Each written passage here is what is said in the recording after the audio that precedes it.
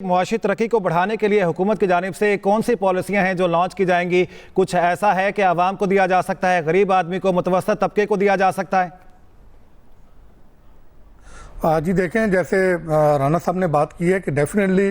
Government के पास cushion तो नहीं है, क्योंकि हम आईएमएफ के प्रोग्राम में जा रहे हैं। और ये थोड़ा सा मैं एडअप करूं कि इस मरतबा पहले भी हमने आईएमएफ के प्रोग्राम में रह के बजट बनाए हैं, लेकिन इस मरतबा थोड़ी सी सिचुएशन डिफरेंट है और डिफ़िकल्ट है। पहले हमारे पास कोई स्पेस होता था, कोई गुंजाइश होती थी कि हम आईएमएफ के साथ किसी हद तक जो है वो बात कर लेते थे और बात करके फिर हम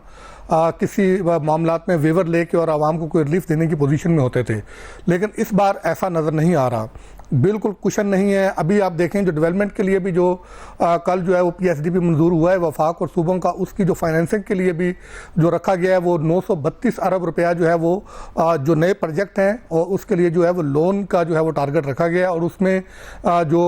वफाक का है वो 334 अरब रुपया जो है वो वफाक की तरफ से कर्जा लिया जाएगा। यानी कि कहने का मकसद ये है कि आपके पास फिस्कल कुशन बिल्कुल नहीं है। और दूसरी तरफ जो अलबत्ता जो अहदाफ हैं,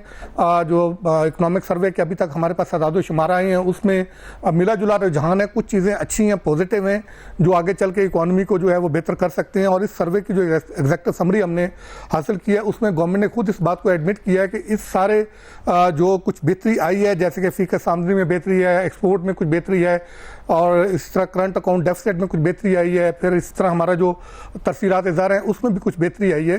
तो ये सारी चीज़ें डिपेंड करती हैं, जो गवर्नमेंट ने इसमें एडमिट किया है कि 4-5 चीज़ें उन्होंने रखी हैं कि अगला जो इकोनॉमिक आउटलुक है 2024-25 का, वो डिपेंड करता है। उसमें भी मेन आईएमएफ का प्रोग्राम उन्होंने रखा है, फिर पॉलिटिकल स्टेबिलिटी रखी है, फिर वही इनपुट रखा है मैक्रो इकोनॉमिक स्टेबिलिटी, ये सारी वो चीज़ें हैं। और जैसे अभी थोड़ी देर पहले आपके प्रोग्राम में आने से पहले मैं जो है वो देख रहा था कि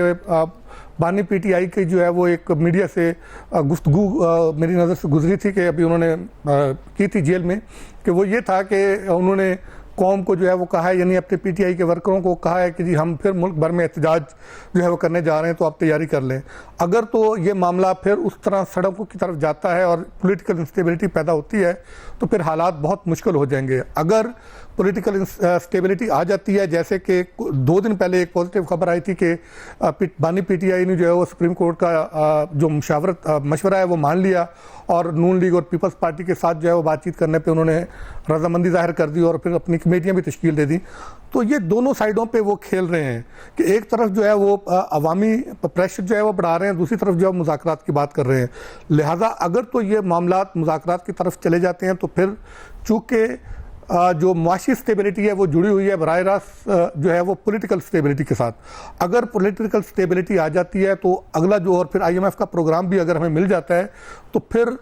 ये हम कह सकते हैं कि गवर्नमेंट अगर आवाम को बड़ा रिलीफ नहीं दे सकती, तो कम से कम इस पोजीशन में आ जाएगी गवर्नमेंट कि इकोनॉमी की जो सूरत हाल है वो कुछ बेहतर हो जाए, उसको पटड़ी पे डाल दिया जाए। फिर जो है वो हम जब इकोनॉमी की आपकी हेल्थ बेहतर होगी, तो फिर उसके जो असरात होते हैं वो फिर आवाम को मिल सकते हैं। जैसे कि महंगाई का कहा जा रहा था कि महंगाई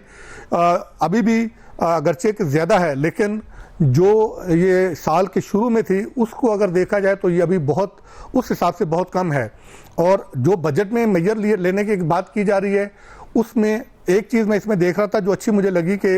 जो डायरेक्ट टैक्सेस की जो कंट्रीब्यूशन है वो बड़ी है, लेकिन अगले बजट में फिर गवर्नमेंट ये करने जा रही है कि इनडायरेक्ट टैक्सेस पे ज़्यादा फोकस करने जा रही है। अगर इनडायरेक्ट टैक्सेस पे फोकस करेगी तो उसका बर्डन अल्टीमेटली पब्लिक पे आएगा। जैसे जीएसटी कह रहे हैं कि स्टैंडर्ड रेट जो है वो 1% बढ़ाएंगे, और फिर इसी तरह जो है एग्जम्पशंस जो हैं वो कुछ 7,000 के लगभग आइटम्स हैं जिस पे एग्जम्पशन जो है वो विड्रा करने की बात हो रही है। इसी तरह दूसरे इकदाम आते हैं इंपोर्ट स्टेज पे, जो है इंपोर्ट पे जो लग्जरी आइटम्स हैं, ये ऐसे आइटम जो आपके जो है इंपोर्ट बिल है उसको जो है वो स्वेल करने का